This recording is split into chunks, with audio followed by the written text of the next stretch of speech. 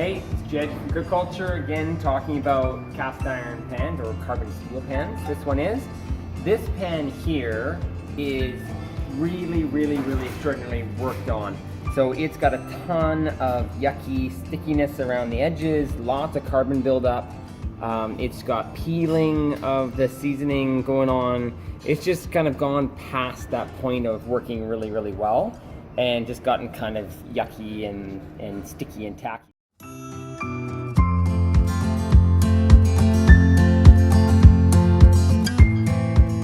So this happens. This is a natural process of using these pans. Over time, it can be months, years. In our commercial kitchen here at Cookware, this can happen pretty quickly depending on what the chefs are cooking. High heat will do this. If you use a pan at just regular heat, medium to medium high all the time, and are just cooking and not frying, you really won't get this. But if you are cooking at a high heat more often, this is gonna happen. The back of the pan is still in really good shape, so it's not got a lot of oil that's come over the edge, and it's not kind of yucky and sticky, so it's fine.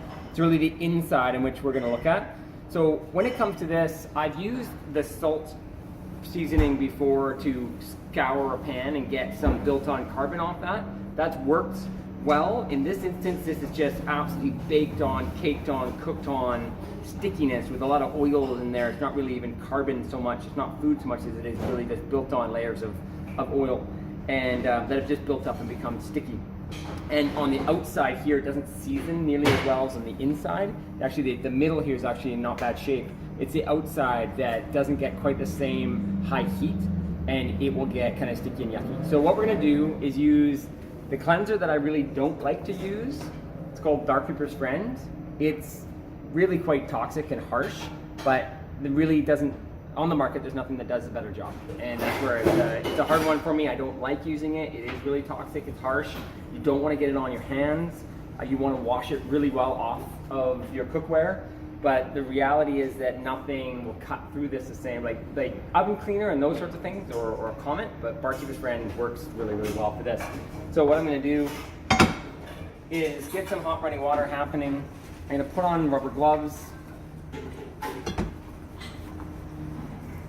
because I do not want to get the Barkeepers on my hand. And if I was just using regular dish soap with this, it would do very little.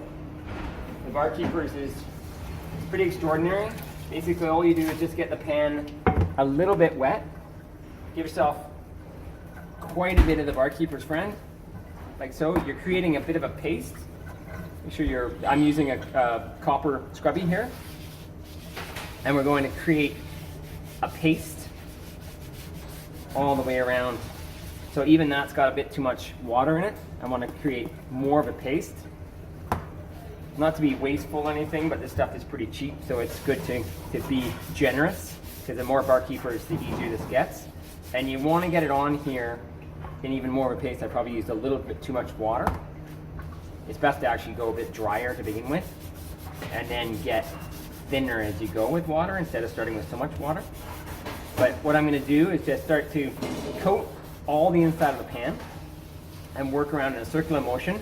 I'm not having to put ridiculous amount of elbow into it, but I'm definitely putting some pressure onto it. But the Barkeeper is going to start working here fairly soon. So what I'm going to do is just spend maybe 3 to 5 minutes scouring this slowly just all around, and I'll pick up when I'm done. Okay, so I have spent 3 to 5 minutes, so I wasn't counting, somewhere between that. Once you're kind of working at it, time flies by. I'm using the cloth in here to feel my way around. When I first started, this was really sticky, and I was like sticking to the sides when I was going. And now all of that has kind of loosened off, and now I'm quite easily just moving around what is a thin pan. I can feel underneath here some of the seasoning is coming off, and I can feel some of that in certain places. And that is not the end of the world. As long as we get down to what was the base seasoning at some point in time, so this pan is very black. If I really wanted to be particular and scrub, I could get this down to raw metal. But I don't need to. That's not the point here. The point is to get the built-on food and the layers of sticky oil off, and getting down to a nice smooth surface that will dry really well. Like once I clean this guy, it's going, if it was to dry completely, it would dry to a point where it looks really dull and dry. It's not going to be nice and shiny and oily like we want to see a seasoned pan.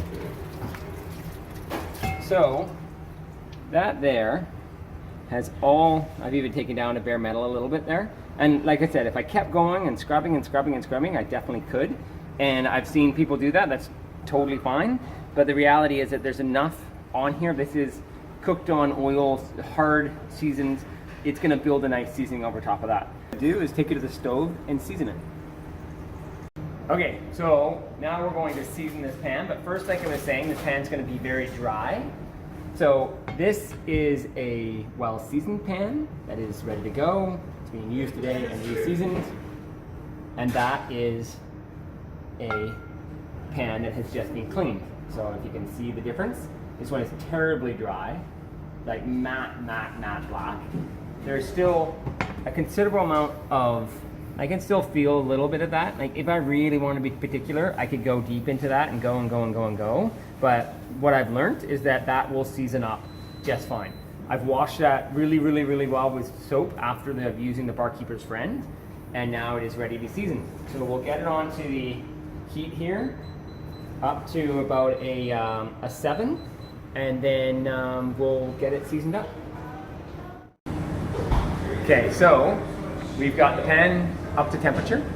We've got it on this one, we've got it at an 8. This might be really too high. I find on this induction range, for whatever reason, the middle one is a bit cooler than the side ones. Everyone will know their own range. That's how I find this. So I've got it at an 8, starting to get hot. I'm gonna get the grapeseed oil. That's what this here is, grapeseed. I'm gonna get the grapeseed on, get it around in there, push it around, starting to smoke. Be careful in your own home about how much smoke you're creating. We have a pretty significant hood fan above us here that is going to suck out whatever smoke we've created. I doubt that most of us at home have that ability. I don't. So, you know, this is probably more smoke than you need to create. What I do at that stage, if I'm creating more smoke, I just take it off the heat, and it's going to continue to cook. Just get it off. You'll find that it will start to stop smoke really quickly. As you can see, it does. I'm just continuing to push that oil around. And then what I'm gonna do is get that back on the heat. I've got it now on a 5. That smoke has dropped. And I'm gonna just let it sit here now and cook for a couple of minutes. See, now this is actually about perfect. With a regular hood fan in a house, the amount of smoke that's being created now, if you can see that, is about the amount in which you're gonna be able to take out. It's no different than what if you were frying at home. At first, when I put in that oil, that was too much smoke at home. So I got in the pan a bit too hot.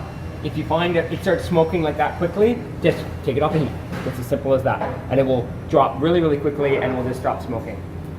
Grapeseed oil is fantastic for that. And remember, we don't ever use olive oil or a fruit oil for seasoning. It's always we use grapeseed, but it's always a seed oil of some sort. I've had some questions lately about coconut oil.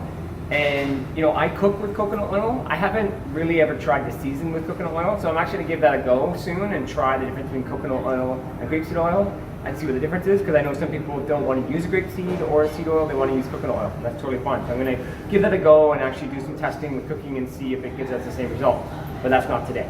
What we're gonna do is continue cooking this pan and just letting it season and season and season. So that oil that's sitting in it, I was generous in there. It's got quite a bit in there. I'm just going to use that same oily rag and just keep pushing that around. So as it starts to dry and cook and dry, you'll see when you watch it, it dries in kind of a funny spider web almost pattern. When you're looking at the you can't see it right now, it's not doing it. Well, it's starting to separate. Just starts to dry in some funny spots or in a funny way, and which is totally normal. All you do is just take your oily rag. There'll be a bit of oil that's around the edge because the middle of the pan is going to heat more than the edge of the pan. And so you just rub that oil from the edge back into the middle and just keep that well done. And I find that this kind of a temperature, at a medium temperature that's just cooking, I can leave this on here for 5, 6, 7, 10 minutes sometimes if I keep doing this, and just leave it on. I'm just coating and layering that. And then I take it off and let it completely cool.